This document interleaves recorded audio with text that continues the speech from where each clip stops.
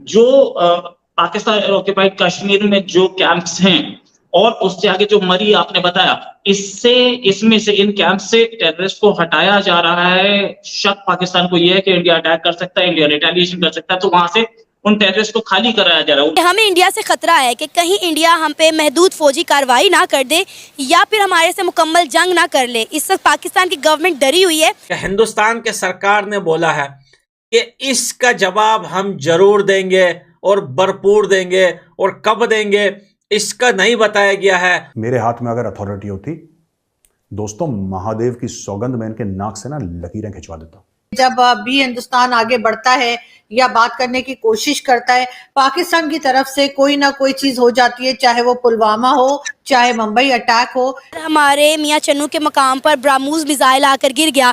काफ़ी देर तक हमारी जो एजेंसीज थी हमारी ये आइडेंटिफाई नहीं कर सकी कि ब्राह्मोस मिसाइल कब आया और कैसे आगे गिर गया। अभी कल ये खबर आई कि बिलावल साहब जा रहे हैं, आज हमें सुबह उठे तो खबर आई कि पूंछ में जो अटैक हुआ इंडियन आर्मी के ऊपर और उनके जो सोल्जर्स हैं उनकी जानें गई, शहीद हुए। इस वक्त हमारी कोशिश यही है कि जिस तरह भी हो सके G20 एक दफा इसका सेशन गुजर जाए, उसके बाद मोदी जी बैठे हैं, मोदी जी कभी बता के थोड़ी थप्पड़ मारते हैं। पाकिस्तान दुनिया को यह बताना चाहता है कि आप G20 समिट हो रहा है JNK में, आप वहां पे मत आइए, ये जगह सेफ नहीं है, यहाँ पे आतंकवादी गतिविधियां होती हैं। मुझे नहीं लगता कि बिलावल साहब जाएंगे भी, तो ये जो आज वाकया पेश आया अफसोसनाक, बहुत बहुत अफसोस हुआ मुझे इस वाकये का। इसकी वजह से हमारे रिलेशन बेहतर शायद अभी इन दिनों में नहीं हो। जय हिंद दोस्तों, HP न्यूज़ 91 में आपका स्वागत है। दोस्तों मैं आपको बता दूं, हमारी भारतीय सेना ने, जो हमारी भारतीय आर्मी है, मैं उसको जय हिंद, वंदे मातरम सब कुछ सैल्यूट करता हूं। मैं ये आपको बता दूं कि वहाँ पर जम्मू कश्मीर की पुलिस के साथ मिलकर एक सर्च ऑपरेशन जो है स्टार्ट हुआ है, जो कि ड्रोन और हेलीकॉप्टर की मदद से किया जाएगा। जो कश्मीर घाटी है, जो वहाँ पर आतंकी छुपे रहते हैं, अपना डेरा डालकर रहते हैं, और वही आतंकी मौका देख करके और भारत की सीमा फांदने की कोशिश करते हैं, भारत में आने की कोशिश करते हैं। उनका जो है अब उल्टा मतलब उनका काल, उनकी उल्टे दिनों की गिनती जो है अब शुरू हो चुकी है, क्योंकि इस सर्च ऑपरेशन में बहुत ही हाई फॉरवर्ड जो है मतलब ड्रोन इस्तेमाल किए जाएंगे, हेलीकॉप्टर इस्तेमाल किए जाएंगे, और जो जहां पर भी मिलेगा उसे डायरेक्ट उड़ाया जाएगा, यानी कि उसकी खोपड़ी खोल दी जाएगी। इन आतंकियों को कब तक इस तरीके से हम झेलते रहेंगे? तो अब जो है सर्च ऑपरेशन है, इस सर्च ऑपरेशन में इनका इलाज है। पाकिस्तान हमेशा जो आतंकवाद रहा है, हमेशा उसकी ही खाता हुआ आया है। इसका काम है कि आसपास के जो देश हैं उनमें आतंकवादी जो है विधि, जो मतलब इस तरीके का काम करवाना, आतंकवाद फैलाना, हमेशा से ही ये काम करता हुआ आया है। पाकिस्तानी मीडिया इस बारे में, इस ऑपरेशन के बारे में क्या चर्चा कर रही है, तो आइए दोस्तों वीडियो को स्टार्ट करते हैं। खबर आई कि बिलावल साहब जा रहे हैं, आज हमें सुबह उठे तो खबर आई कि पूंछ में जो अटैक हुआ इंडियन आर्मी के ऊपर और उनके जो सोल्जर्स हैं उनकी जानें गई, शहीद हुए। तो अब देखें, वो भी हमें ये चीज देखने की जरूरत है। इसमें बहुत से लोग ये कह रहे हैं जी पाकिस्तान इन्वॉल्व होगा, पाकिस्तान की एजेंसीज इन्वॉल्व होंगी, लेकिन थोड़ा सा मेरे ख्याल से हमें यह भी देखने की जरूरत है कि क्या इसी टाइम पे ही पाकिस्तान की एजेंसी ने यह करना था। एक थोड़ा सा देखने की जरूरत, ये कहीं ना कहीं मैम इंटरनेशनल पावर्स भी नहीं चाहती कि इंडिया पाकिस्तान के रिलेशन बेहतर हो। उन्होंने देखा बिलावल साहब जा रहे हैं, बिलावल साहब ने या पाकिस्तान की गवर्नमेंट ने अनाउंस किया कि भाई हम जा रहे हैं बातचीत के लिए, और साथ ही ये इशू आया। अब आपको लगता है कि अगर वो चले भी जाएंगे तो ऐसा फायदा होगा? मुझे नहीं ऐसा लगता। अगर मेरी ऑब्जर्वेशन के मुताबिक मुझे नहीं लगता कि बिलावल साहब जाएंगे भी। तो ये जो आज वाकया पेश आया अफसोसनाक, बहुत बहुत अफसोस हुआ मुझे इस वाकये का। इसकी वजह से हमारे रिलेशन बेहतर शायद अभी इन दिनों में नहीं हो पाएंगे।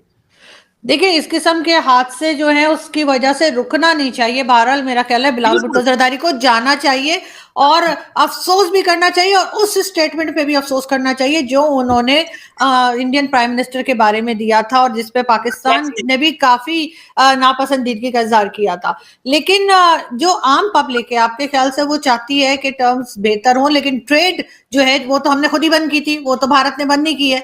तो ट्रेड बंद करके हमने अपने ही नुकसान किया है। आपके ख्याल से कुछ बेहतरी किस तरह से आ सकती है? क्या ये जो हम लोग बात करते हैं, आप बात करते हैं अपने यूट्यूब चैनल पे और दूसरे लोग बात करते हैं, उनको तो कहा जाता है तो गद्दार हैं, ये तो इंडिया की तारीफ कर रहे हैं। तो मुझे ये बताएं, इंडिया में अगर सब कुछ ठीक चल रहा है तो हम बुराई कैसे करें?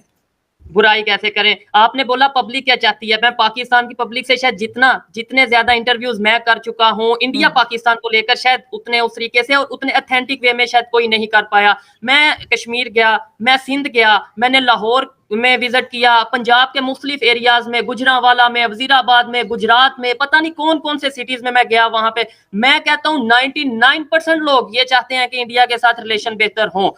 10% वो लोग हैं, 99% चाहते हैं रिलेशन बेहतर हो, लेकिन 10% वो उन्हें ये आता है कि शायद कश्मीर पे बहुत जुल्म कर रहे हैं इंडिया वाले। लेकिन जब उन्हें समझाया जाता है, जब उन्हें ऑथेंटिक चीज बताई जाती है, तो वो भी यही कहते हैं कि भाई रिलेशन बेहतर होने चाहिए।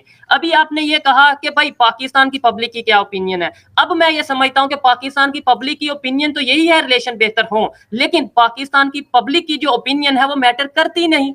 यहाँ पे तो ओपिनियन मैटर करती है पिंडी से, यहाँ पे ओपिनियन मैटर करती है शायद यूएस से। पाकिस्तान की जो पब्लिक है वो वाली ओपिनियन तो उस तरीके से मैटर करती नहीं। अच्छा, ये भूल गया क्या पाकिस्तान कि पिछली बार यही काम किया था तो बालाकोट स्ट्राइक हुई थी, और बालाकोट स्ट्राइक समझने में उनको काफी टाइम लगा था, और मतलब ये हालत हो गई थी कि टांगे कांप गई थी, पसीने आ गए थे आर्मी चीफ के। कहीं ऐसा दोबारा भी हो सकता है क्या? ये भूल गए या इनकी मेमोरी शॉर्ट है, क्या है प्रॉब्लम, क्या है? बालाकोट स्ट्राइक बहुत अच्छी थी, कामयाब थी, लेकिन मैं ये कहूंगा with all due respect to the Indian security services and Modi ji and Amit Shah ji, कि it was not a comprehensive operation. देखिए, ये एक स्ट्राइक से काम नहीं बनता। इस वक्त जैश ए मोहम्मद के दफातर जो है वो रावला कोट में, पुंछ में ओपन खुले में रिक्रूटमेंट्स कर रहे हैं वो, ठीक है ना। और जाहिर है कि अगर मुझे ये बात यहाँ पता है तो इसका मतलब ये है कि भारतीय इंटेलिजेंस को भी इसका पता है। तो ये एक कॉम्प्रिहेंसिव जो है स्ट्राइक होनी चाहिए। अब सबको पता है कहाँ कहाँ पे इनके लॉन्चिंग पैड हैं, और मैं तो समझता हूं कि G20 के बाद एक जो है वो स्ट्राइक होनी चाहिए जो मरी में पाकिस्तान का कमांडिंग ऑफिसर का जो जहां बैठते हैं वो, यानी मरी में जहां पे पूरी इनकी ब्रिगेड मौजूद है, एक तो उस ब्रिगेड हेडक्वार्टर के ऊपर स्ट्राइक होनी चाहिए, क्योंकि ये मरी से कोऑर्डिनेट होता है, रावलपिंडी से और मरी से। अगर आप GHQ पे फौरी तौर पर अटैक कर दें या कोई मिसाइल फेंक दें वहां, तो वो इस वक्त जो है वो जरूरत से ज्यादा रिएक्ट करने वाली बात होगी। लेकिन मरी में जो इनका हेडक्वार्टर है वहां पे जो है हम अटैक कर सकते हैं, और जो मरी है वो पुंछ से या मंधार से या उड़ी से तकरीबन मेरा ख्याल है मुश्किल से 20 मिनट का फासला है, और वो स्ट्राइक हो सकती है, और वो स्ट्राइक होनी चाहिए एज अ फाइनल वार्निंग कि the next, then they will know that the next strike is coming straight over GHQ। जी राइट, तो इसका मतलब ये कि अटैक हो सकता है, लेकिन खबरें तो ये भी आ रही हैं कि जो पाकिस्तान ऑक्युपाइड कश्मीर में जो कैंप्स हैं और उससे आगे जो मरी आपने बताया, इसमें से इन कैंप से टेररिस्ट को हटाया जा रहा है। शक पाकिस्तान को यह है कि इंडिया अटैक कर सकता है, इंडिया रिटेलिएट